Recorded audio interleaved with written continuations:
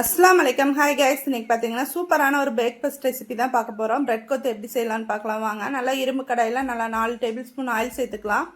Oil நல்லா heat ஆனதுக்கப்புறம் 4 பெரிய வெங்காயத்தை சாப் பண்ணி சேர்த்துக்கலாம். நெக்ஸ்ட்டு 2 தக்காளியும் சாப் பண்ணி சேர்த்துக்கலாம்.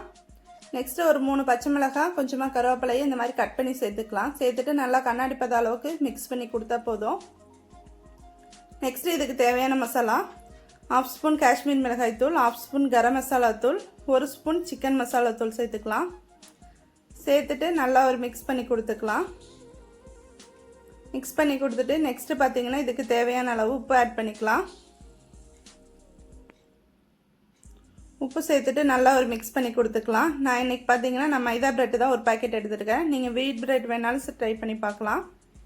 நல்லா சின்ன சின்ன பீஸாக கட் பண்ணி நம்ம இது கூட ஆட் பண்ணிக்கலாம். ஆட் பண்ணிவிட்டு நல்லா இந்த மசாலாவோட நல்லா கோட் ஆகிற மாதிரி கலந்து கொடுத்துட்டு நல்லா சூப்பராக கொத்தி எடுத்துக்கலாம். நெக்ஸ்ட்டு பார்த்தீங்கன்னா நல்லா 2 டேபிள் ஸ்பூன் ஆயில் சேர்த்துக்கலாம். ஆயில் சேர்த்துட்டு நல்லா 3 முட்டையை உடச்சி சேர்த்துக்கலாம். முட்டை லைட்டாக வெந்ததுக்கப்புறம் நல்லா கலந்து கொடுத்துட்டு நல்லா சூப்பராக கொத்தி எடுத்துக்கணும். நல்லா கலந்து கொடுத்துட்டு இந்த ஸ்டேஜில் நல்லா கொத்தி எடுத்துக்கலாம்.